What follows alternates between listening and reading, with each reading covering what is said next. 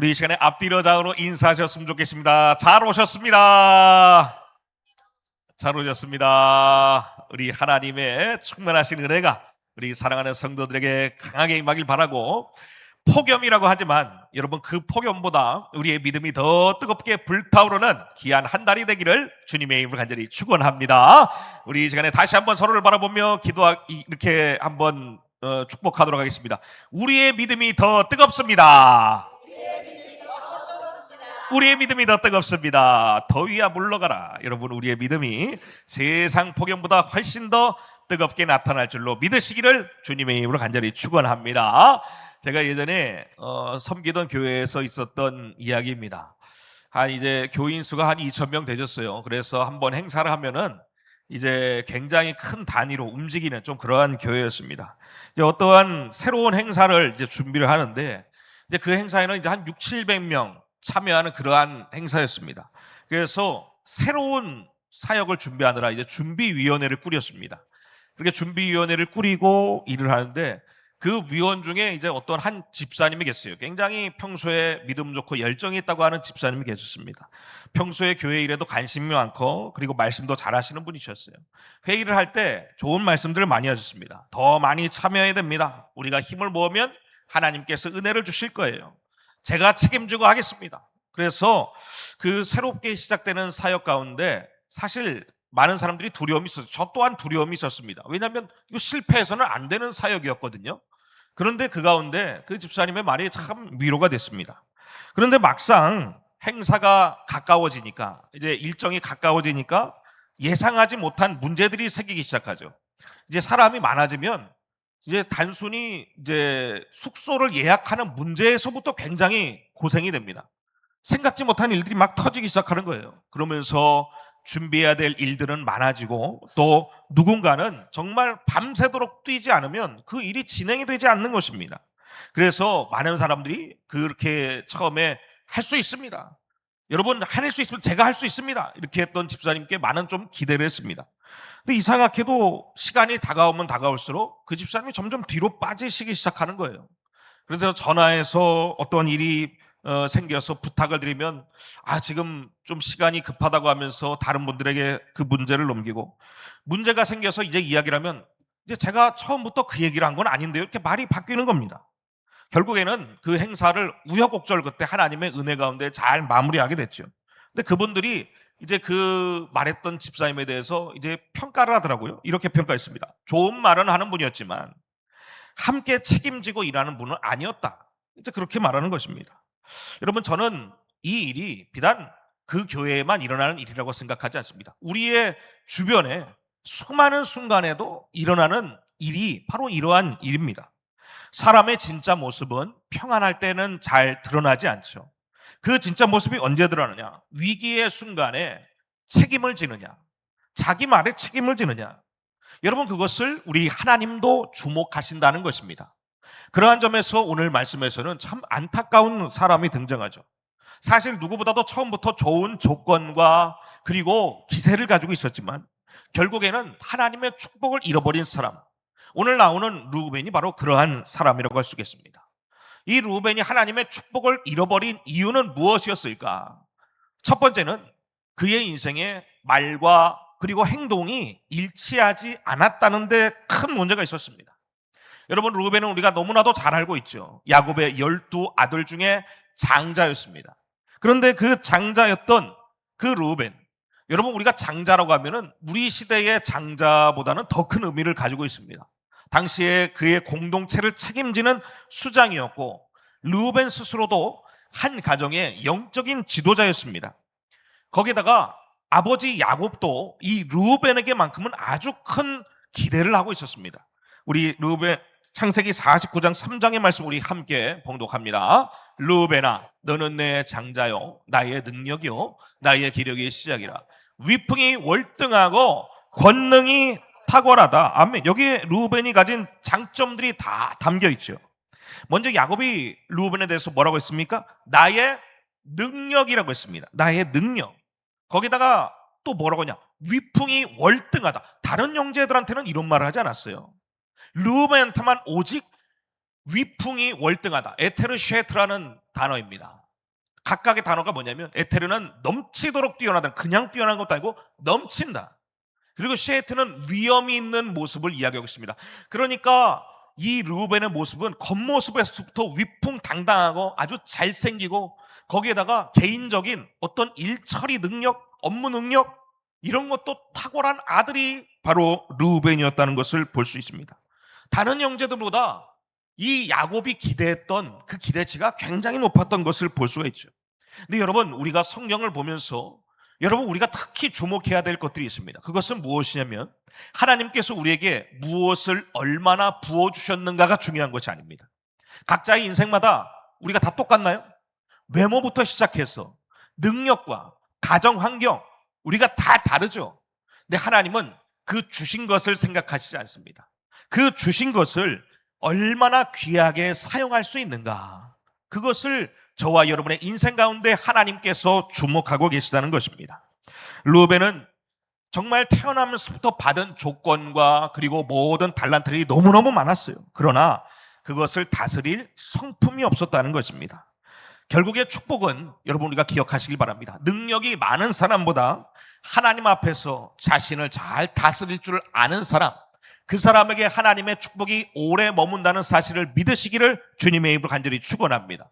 이러한 야곱에 대해서 그의 아버지의 평가뿐만 아니라 역사상도 역대상에서도 보면은 역사적으로 그를 이렇게 평가합니다. 우리 함께 봉독합니다. 이스라엘의 장자 르우벤의 아들들은 장자이기는 하나 그가 아버지의 침상을 더럽혔으므로 장자의 명분이 이스라엘을 요셉의 자손에게로 돌아갔으나 유다는 형제보다 뛰어나고 주권자가 유다에게서 났으나 장자의 명분은 요셉에게 있으니라. 아멘. 그러니까 르우벤은 장자고 탁월했지만 결국에는 그가 말과 행동이 다른, 겉다르고 속다르고, 말은 좋게 했지만 그의 행동은 지저분한 면이 있었던 그의 인생을 놓고 어떻게 평가하느냐. 그래서 그의 장자권이 요셉에게로 갔고 그의 권세는 유다에게로 갔다라고 역대상에서는 평가를 하고 있습니다.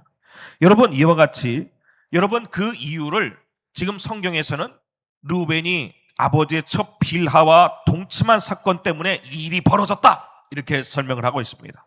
이 르우벤이 아버지의 첩을 범한 사건은 아버지의 권위를 무너뜨리고 그리고 가정 내의 질서를 무너뜨린 무시무시한 사건이었죠. 정말 심각한 사건입니다. 그런데 여러분 우리는 성경을 더 읽다 보면 한 가지 질문을 하게 됩니다. 아니, 성경을 계속 읽다 보니까 르우벤뿐만 아니라 우리가 잘 알고 있는 믿음의 조상들 중에서도 르우벤보다 더 심각한 범죄를 저지른 사람들도 있었는데 왜 르우벤만 이런 징계를 받았느냐? 여러분 다윗을 보십시오. 다윗이 무슨 죄를 범했습니까? 우리아의 아내 밧세바를 자기가 취하고 그 죄를 덮기 위해 우리아를 죽게 만들었어요. 여러분 죄의 경중만을 따질 수 있다면 우리가 봅시다. 지금 르우벤이 범한 죄, 다윗이 범한 죄, 어떤 사람의 죄가 더 무겁다고 여겨지십니까? 다윗의 죄가 더 무겁다고 여겨집니다. 그리고 후술할 넷째 유다도, 오늘 르우벤과 비교해서 유다에 대해서 얘기할 때 유다도 어땠습니까? 며느리 다말과 동침하는 죄가 있었습니다. 그런데 오늘 유독 성경에서는 르우벤만 더 큰 죄가 있는 것처럼 그렇게 묘사를 하고 있죠. 왜 그랬을까요? 왜 그랬을까? 하나님께서는 이후에 보면 다윗과 유다는 회복시키셨습니다. 그러나 르우벤은 결국엔 회복되지 못했죠. 그 이유가 무엇이냐? 지금 아버지의 첩을 범했던 그 단 한 번의 실수가 문제가 아니었다는 거예요.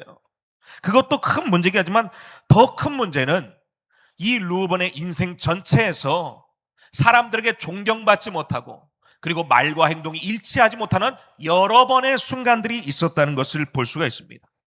사랑하는 여러분, 이것이 굉장히 중요합니다. 여러분 우리의 인생에 반복되는 그런 일치되지 못하는 우리 인생의 죄악들이 있습니다.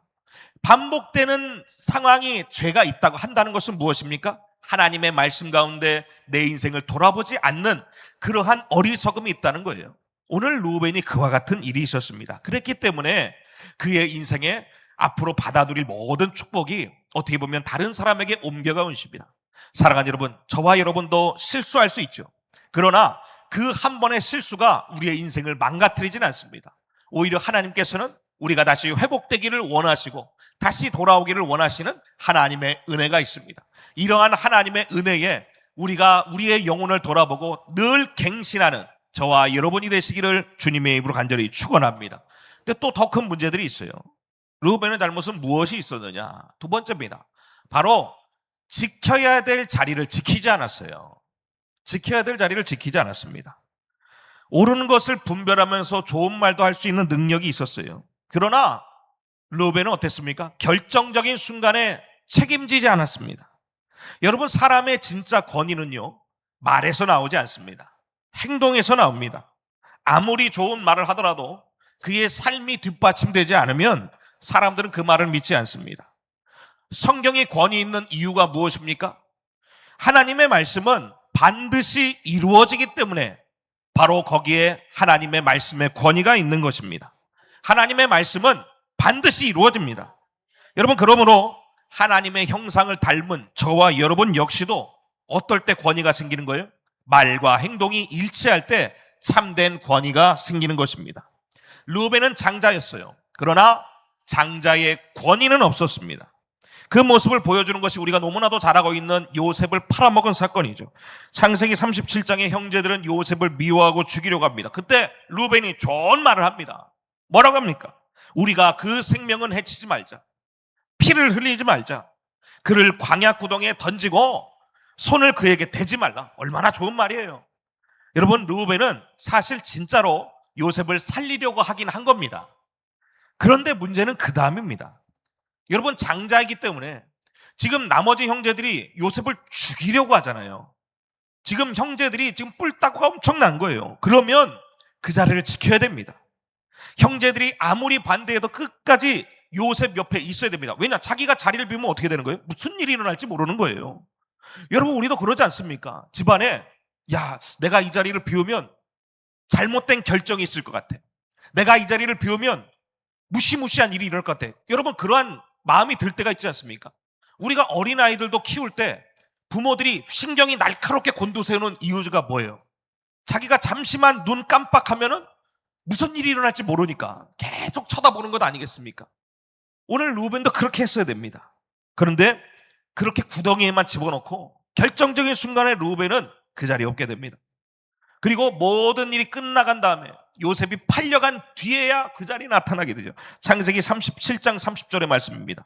우리 함께 봉독합니다. 아이가 없도다. 나는 어디로 갈까? 그러니까 일이 걱정하는 대로 벌어지고 말았어요.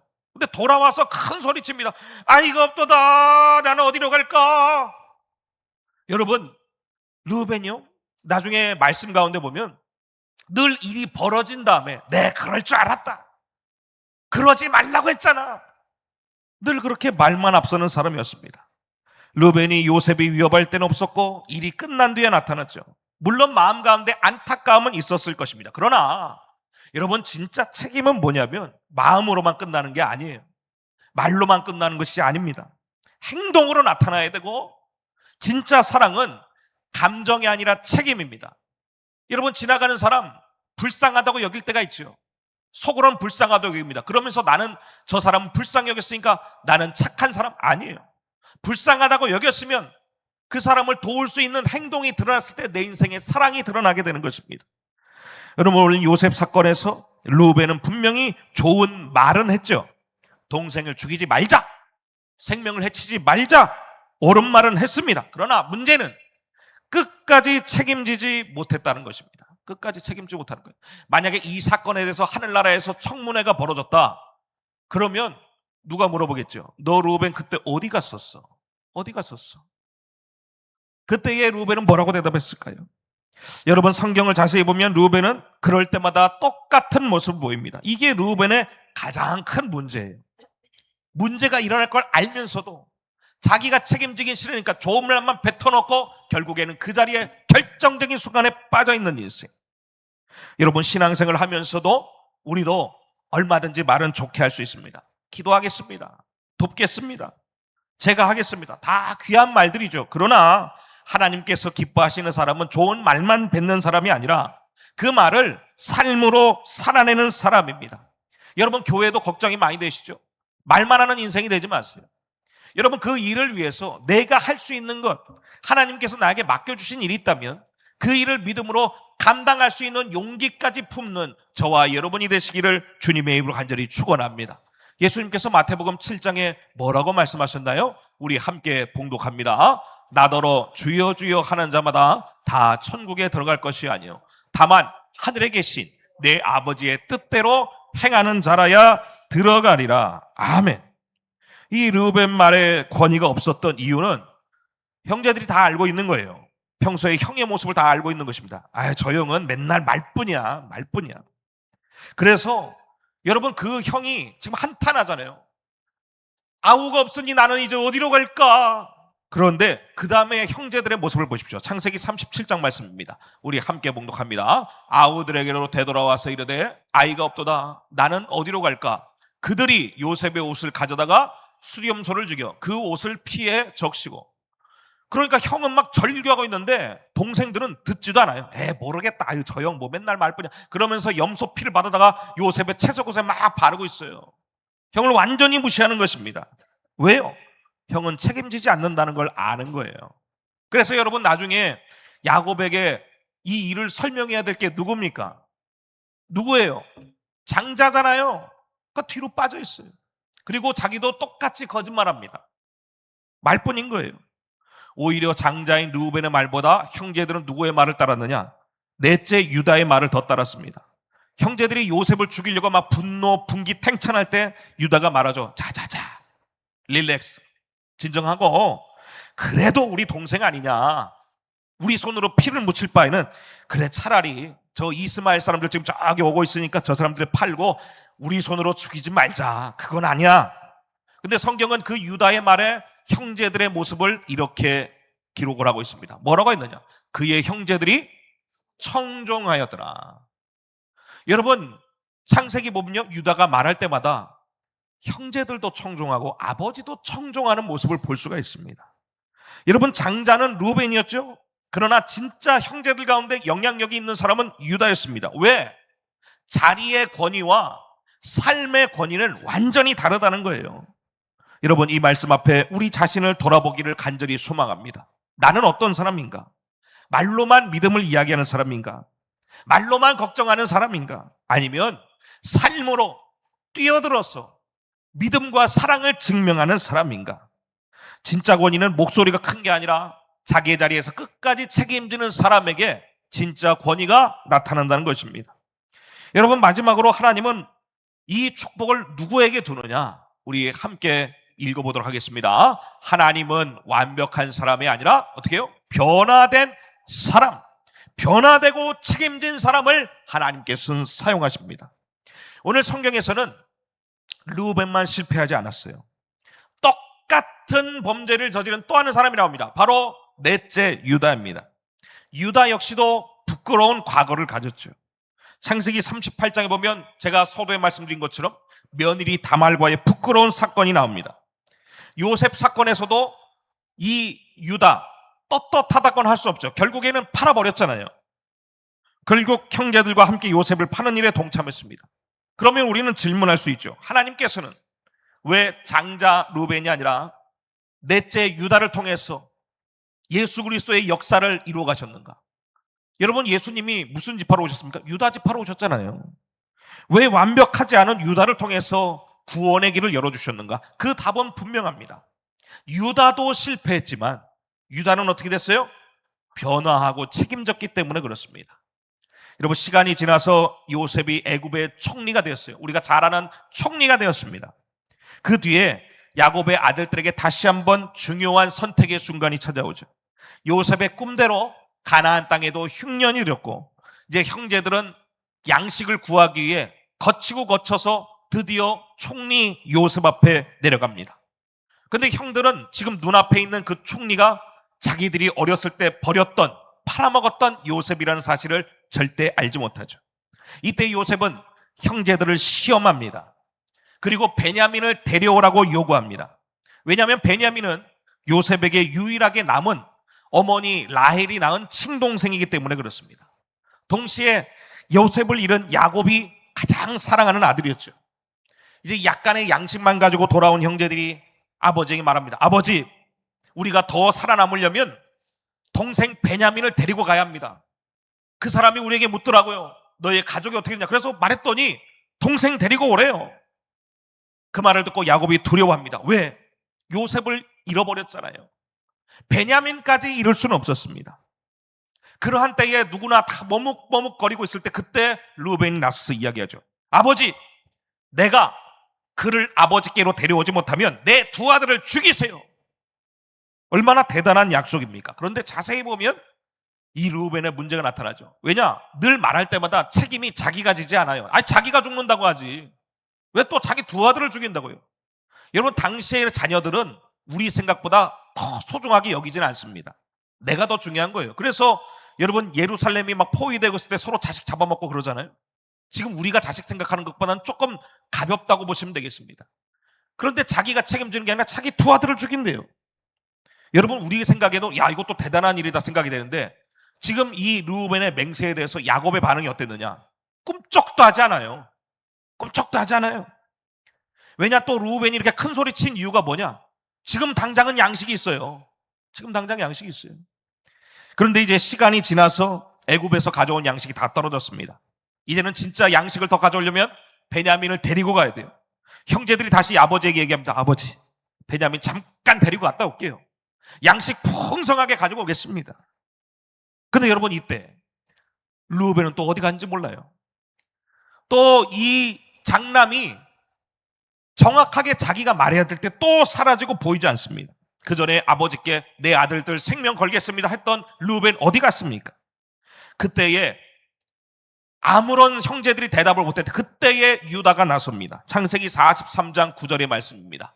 함께 봉독합니다. 내가 그를 위하여 담보가 되오리니 아버지께서 내 손에서 그를 찾으소서. 내가 만일 그를 아버지께로 데려가다가 아버지 앞에 두지 아니하면 내가 영원히 죄를 지리이다. 아멘. 여러분, 르우벤과 유다의 차이는 무엇입니까? 르우벤은 말로만 책임졌어요. 그래서 진짜 책임져야 되는 순간이 나오면 도망갔어요. 없어요. 자기 것 내어놓지 않았어요. 그러나 유다는 달랐습니다. 내 삶으로 책임졌어요. 유다의 변화는 여기에서 끝나지 않죠.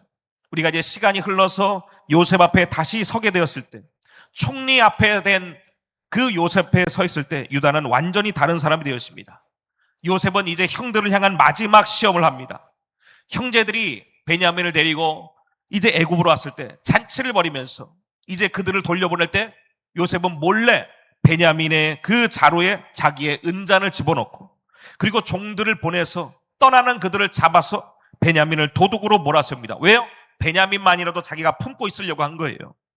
결국엔 베냐민의 자루에서 은잔이 발견되고 형제들은 통곡하면서 요셉 앞에 서게 됩니다. 여러분, 요셉도 너무너무 큰 상처를 받은 사람입니다. 어린 나이에 형들의 손에 의해서 사랑받는 아들이었는데 하루아침에 종이 되었잖아요. 가족과 고향을 잃었고 또 중간에 열심히 살았는데도 불구하고 억울한 누명을 쓰고 감옥에 갇히는 고통까지, 그가 살아온 인생보다 더 많은 시간을 종으로, 노예로, 죄수로 살았습니다. 그런 요셉이 형들을 만났을 때 마음에 분노가 없었다면 오히려 이상한 일이죠. 여러분, 우리는 성경을 보면서 약간 착각할 때가 있어요. 요셉이 이 모든 분노를 초월한 사람인 것처럼 생각을 합니다. 그런데 여러분, 성경을 자세히 보면 요셉은 형들을 여러 번 시험합니다. 왜요? 형들이 진짜 변화되었는가 시험하는 거예요.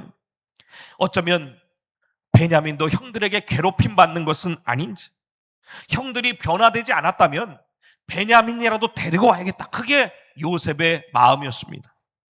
그런데 그러한 요셉의 그 상한 마음을 움직인 사람이 있죠. 바로 유다였습니다. 이제 베냐민만 데리고 가는 그 요셉 앞에 유다가 한마디 한마디 정말 자신의 모든 회개하는 마음을 담아서 이야기합니다. 총리님, 우리에게는 늙은 아버지가 계십니다. 이전에 우리에게 물어보셨죠. 그런데 그 중에 사랑하는 아들이 있었는데 그 아들이 죽고 이제는 이 막내 베냐민만이 아버지의 유일한 사랑입니다. 그런데 만약 이 아이를 우리가 데리고 가지 못한다면 아버지는 큰 슬픔에 잠겨서 죽고 말 것입니다. 내가 그 아이를 대신해서 종이 되겠습니다. 제발 부탁입니다. 그 아이는 형제들과 돌려보내주세요. 그 뜨거운 눈물에 책임 있는 말, 내가 대신 종이 되어 내가 죽겠다. 그 모습을 본 요셉은 형제들에게 자신의 정체를 밝힙니다. 내가 요셉입니다. 그러면서 눈물을 흘리는 거예요. 요셉의 오랜 평생의 상처도 치유되는 순간이었습니다. 여러분, 지금 이 순간 요셉의 마음을 움직인 것은 형들의 변명이 아니라 바로 유다의 희생, 그리고 책임, 그리고 그의 헌신, 그것이 요셉의 마음을 녹였다는 것입니다. 사랑하는 여러분, 우리가 여기에서 하나님께서 택하시는 선택의 기준을 발견할 수 있습니다. 하나님은요, 완벽한 사람을 찾으시는 것이 아닙니다. 하나님은 변화된 사람을 찾으십니다. 그리고 사랑으로 책임지는 사람을 찾는다는 사실을 믿으시기를 주님의 이름으로 간절히 축원합니다. 여러분, 우리의 신앙도 돌아봐야 됩니다. 때로는 우리의 모습이 르우벤과 같지는 않은지, 말은 잘하지만 행동은 부족하진 않은지, 다른 사람에게는 믿음을 이야기하면서 정작 어려움 앞에서는 피하고 있지는 않은지, 교회에서는 좋은 모습을 보이지만 아무도 보지 않는 자리에서는 하나님이 기뻐하시지 않는 모습을 행하고 있는 것은 아닌지, 하나님께서 원하시는 것은 말만 좋은 신앙이 아닙니다. 삶으로 증명되는 믿음입니다. 사람들은 우리의 말을 기억하기보다는 우리의 행동을 기억하죠. 자녀들도 부모가 하는 말을 듣지만 자녀들의 머리 가운데 무엇이 남아 있습니까? 부모님의 행동이 더 오래 기억이 됩니다. 여러분, 그렇기 때문에 우리의 믿음이 진짜 삶과 책임으로 드러나는 저와 여러분이 되시기를 주님의 이름으로 간절히 축원합니다. 좋은 말만 하는 사람이 아니라 좋은 삶을 실제로 살아가는 인생이 되었을 때에 여러분, 그 인생이 하나님의 축복을 오래도록 붙잡고 있는 것입니다. 물론 우리 힘만으로는 그렇게 살 수가 없죠. 우리 안에는 누구도 여전히 르우벤과 같은 연약함이 있습니다. 책임지고 싶지 않죠. 누가 책임지고 싶겠습니까? 손해보고 싶지 않죠. 누가 손해보고 싶겠습니까? 내가 희생하기보다는 다른 사람이 희생해 주길 바라는 마음이 우리 가운데에도 있습니다. 그래서 우리에게는 예수님이 필요하죠. 왜냐? 예수님께서는 우리에게 이러한 책임을 요구하시기 전에 십자가에 매달으심으로 우리를 향한 모든 죄의 값을 대신 담당하시고 우리가 받을 심판을 대신 받으셨습니다. 말로만 사랑하지 않으셨죠? 성경에 뭐라고 하십니까? 우리에게 그 사랑을 증명하셨다 기록을 하고 있습니다.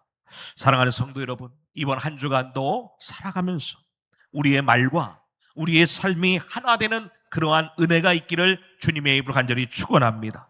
좋은 말만 하는 사람으로 멈추지 않고 좋은 삶을 살아가는 그러한 인생이 되었을 때에, 그리고 어려움을 만났을 때 피하지 않고 하나님 맡겨주신 자리에서 책임 있는 모습으로 나아갈 때에 여러분, 그 사람이 하나님의 사랑으로 영원한 축복을 받게 될 줄로 믿습니다.